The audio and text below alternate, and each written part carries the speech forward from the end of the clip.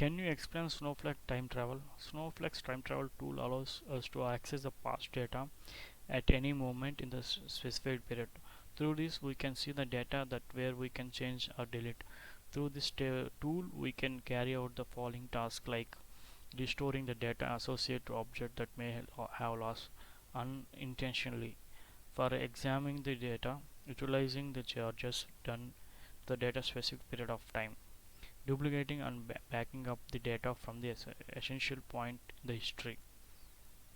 Uh, there are fail safe and time travel in the Snowflake.